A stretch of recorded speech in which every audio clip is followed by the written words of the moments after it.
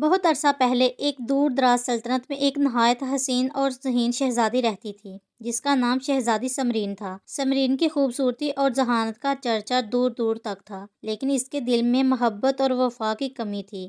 وہ اپنی خواہشات اور انا کے لیے کسی کو بھی دھوکہ دینے سے گریز نہیں کرتی تھی۔ ایک دن شہزادی کی ملاقات ایک بہادر اور ایماندار سپاہی ارمان سے ہوئی۔ ارمان نہایت دلیر، نیک دل اور دیانتدار تھا۔ اس کی سچائی اور دلیری نے شہزادی کے دل میں جگہ بنا لی۔ ارمان کو شہزادی کی خوبصورتی نے دیوانہ بنا دیا اور اس نے اپنی محبت کا اظہار کر دیا۔ شہزادی نے بھی ارمان سے محبت کا وعدہ کیا، لیکن حقیقت میں یہ وعدہ محض ایک کھیل تھا۔ وہ صرف ارمان کی محبت کا فائدہ اٹھانا چاہتی تھی تاکہ وہ اپنی خواہشات پوری کر سکے۔ کچھ عرصے بعد شہزادی کی ملاقات ایک دوسرے شہزادے ایان سے ہوئی، جو ایک اور سلطنت کا وارث تھا۔ ایان کے پاس بے شمار دولت اور طاقت تھی۔ شہزادی نے فوراً اپنا رخ ایان کی طرف موڑ لیا اور ارمان کو چھوڑنے کا منصوبہ بنا لیا۔ ایک رات شہزادی نے ارمان کو محل کے باغ میں بلایا اور جھوٹ موٹ کے بہانے سے اسے کہا، ارمان، میں تم سے بہت محبت کرتی ہوں، لیکن تم میری قسمت میں نہیں ہو۔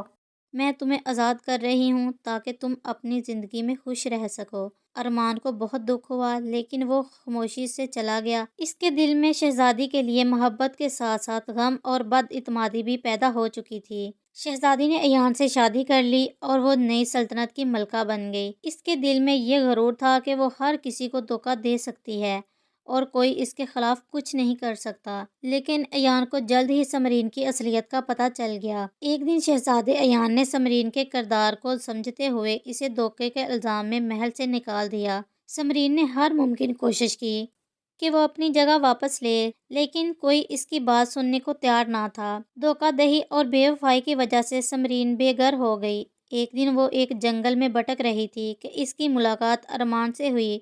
ارمان اب ایک کامیاب اور مضبوط جنگجو بن چکا تھا۔ سمرین نے ارمان سے مدد کی درخواست کی، لیکن ارمان نے کہا، سمرین، محبت اور وفا کرنے والے دلوں کو تم نے توڑا ہے۔ آج میں تمہیں معاف تو کر سکتا ہوں، لیکن تمہاری مدد نہیں کر سکتا۔ سمرین کے تمام خواب چکنا چور ہو گئے۔ اس کی بے وفائی نے نہ صرف اس کی محبت چھین لی بلکہ اس کا غرور بھی خاک میں ملا دیا۔ وہ تنہا، بے سہارا اور مایوس ہو گئی اور ایک سنسان جنگل میں اپنی زندگی کا آخری دن گزارنے لگی۔ دوستو، کہانی اچھی لگی ہے لائک اور چینل کو سبسکرائب ضرور کیجیے گا۔ یہ کہانی ہمیں یہ سبق دیتی ہے کہ بے وفائی اور دھوکہ کبھی بھی کامیاب نہیں ہو سکتا۔